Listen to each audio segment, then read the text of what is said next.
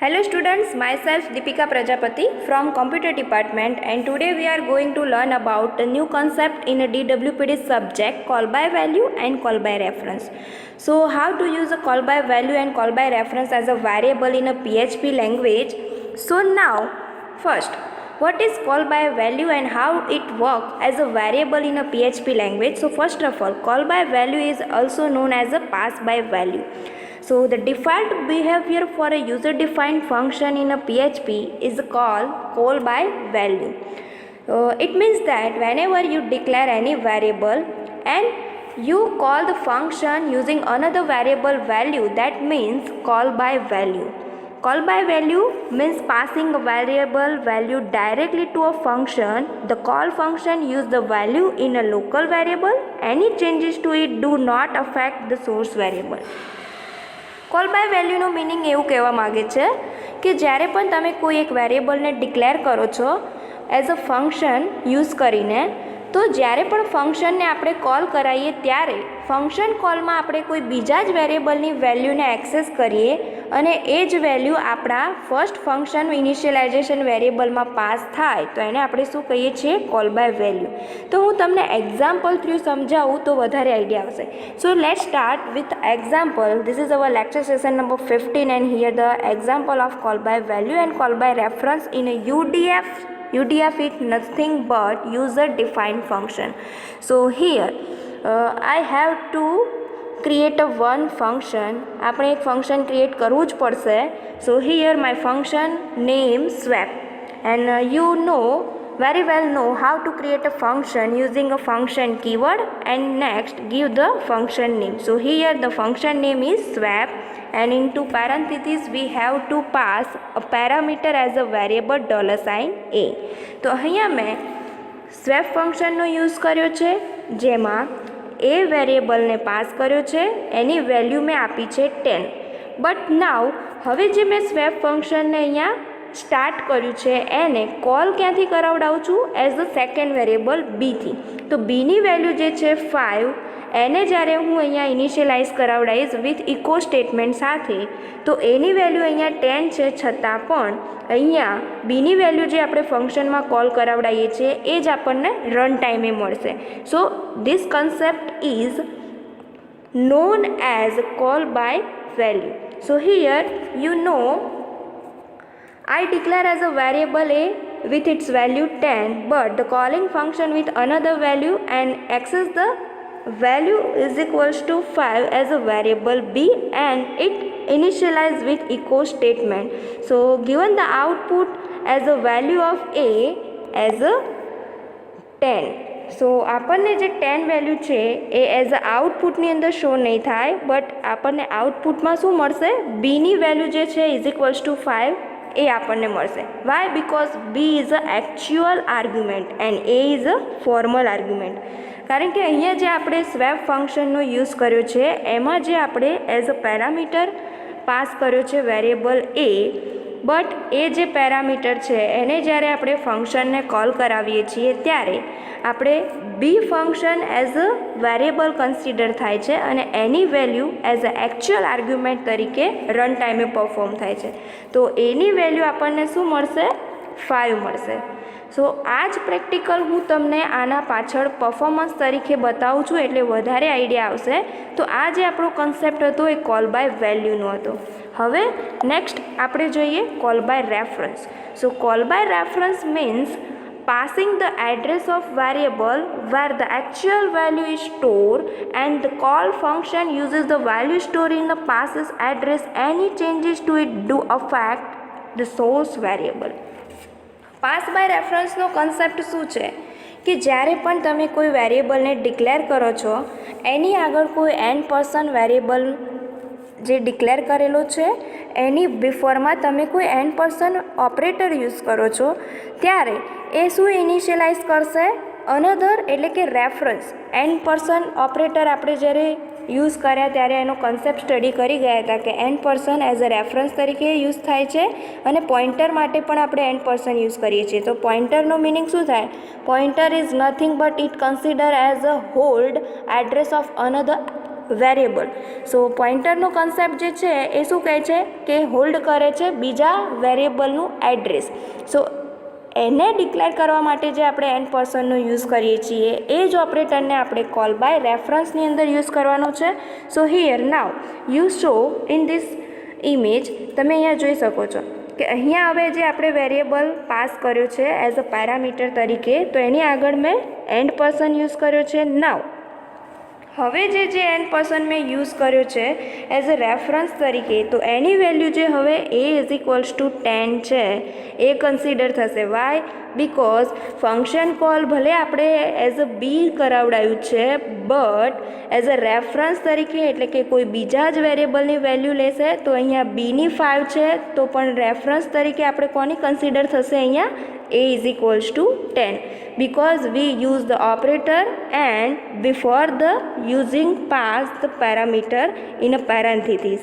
So here dear all student, this concept is about a call by reference. reference નો meaning એવો થાય કે કોઈ બીજા જ વેરિયેબલ છે એની વેલ્યુ એક્સેસ થશે એટ અ રન ટાઈમ. તો અહીંયા તમે જુઓ છો અહીંયા echo as a $b consider as a મેં આ કમેન્ટમાં આપ્યું છે 10.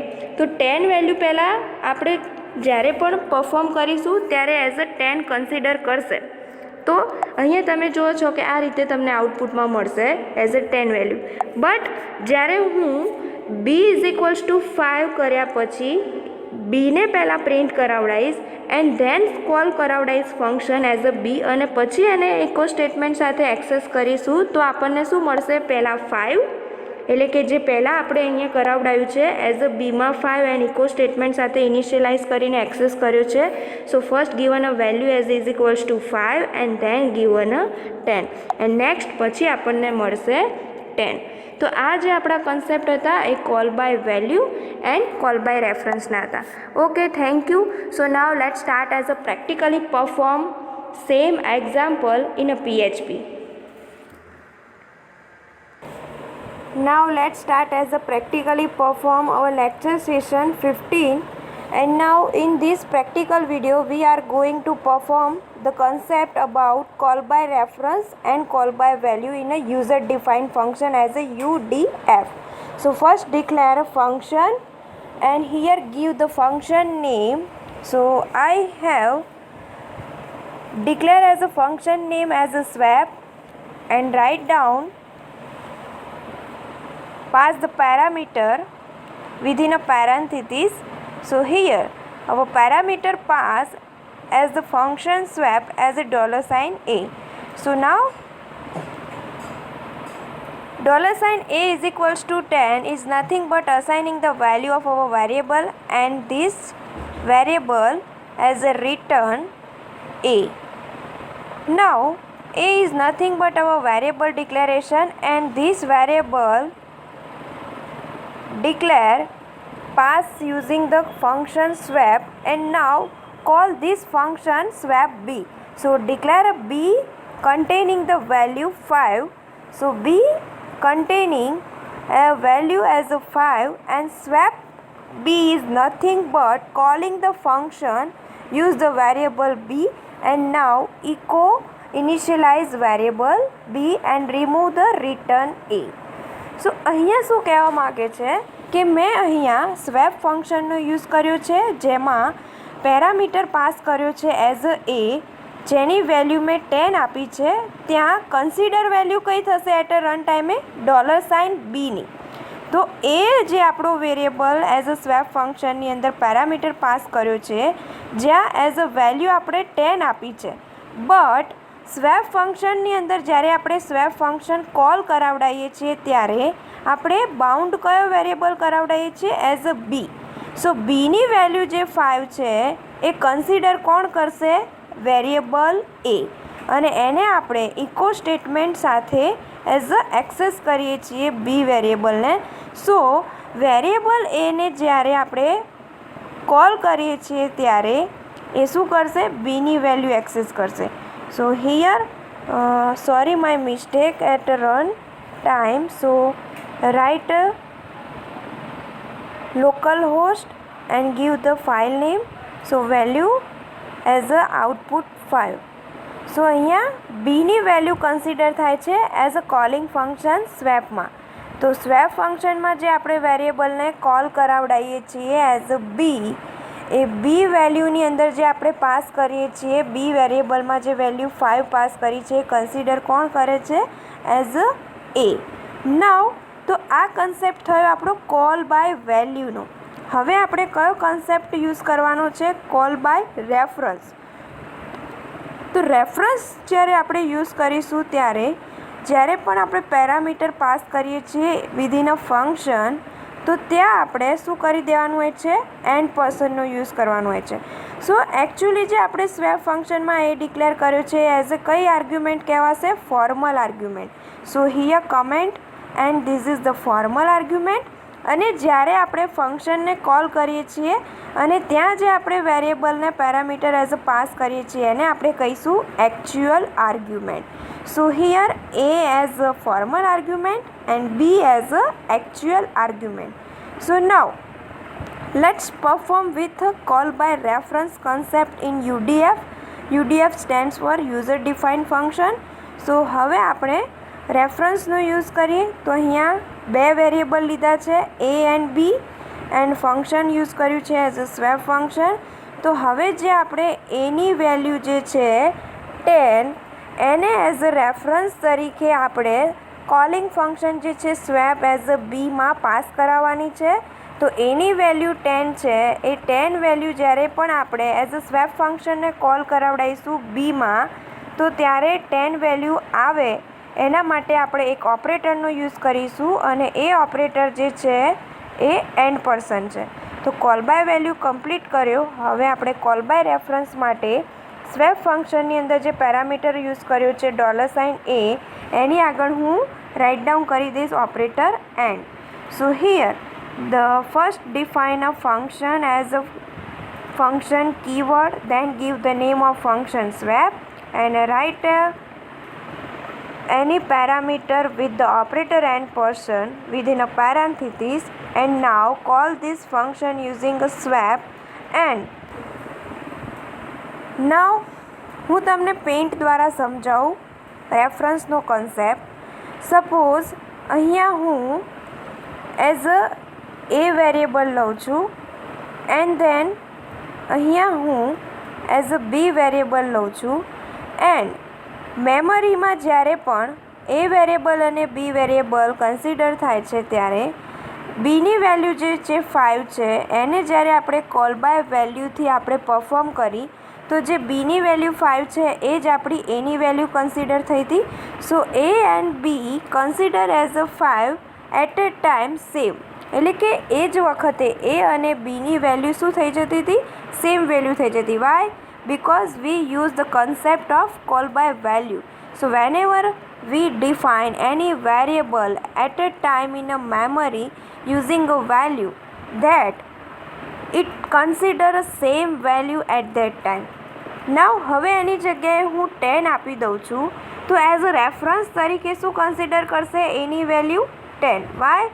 કારણ કે આપણે ત્યાં એન્ડ પર્સનનો યુઝ કરીએ છીએ. સો અહીંયા હવે જે આપણી એ વેરિયેબલ આપણે આપ્યો છે as a and person is nothing but given a reference. તો જે એની વેલ્યુ 10 છે એ જ કન્સિડર કરશે જ્યારે આપણે સ્વેપ ફંક્શનને કોલ કરાવડાવીશું. So A is equals to 10 is considered as a calling function swap of the variable as well as parameter b. સો અહીંયા જે આપણે ઇકો સ્ટેટમેન્ટમાં બીને એક્સેસ કરીશું તો એ કઈ વેલ્યુ ફાઉન્ડ કરશે? As a reference of any value. તો એની વેલ્યુ 10 છે તો આપણને એટ અ રન ટાઈમે બીની વેલ્યુ પણ આપણને શું મળશે? 10. તો આપણે પરફોર્મ કરતાં પહેલાં એક વખત જે આપણે આ કન્સેપ્ટ કર્યો છે એને રિમાઇન્ડ કરી દઈએ અને હવે પ્રેક્ટિકલી પરફોર્મ જોઈએ. તો જો આઉટપુટમાં આપણને 10 મળી ગયા. Why? Because we use the concept about reference, call by reference of the variable as well as user defined function. now હવે હું અહીંયા ચેન્જ કરું છું તો ત્યારે મને શું મળશે કે પહેલાં ઇકો સ્ટેટમેન્ટની અંદર બીને એક્સેસ કરું છું એન્ડ ધેન જે આપણો રેફરન્સનો કન્સેપ્ટ યુઝ કરીએ છીએ ફરીથી આપણે બીને ઇકો સ્ટેટમેન્ટ સાથે ઇનિશિયલાઇઝ કરાવીશું. તો પહેલાં 5 મળશે એન્ડ પછી 10 મળશે. So this is the practical about call by value and call by reference.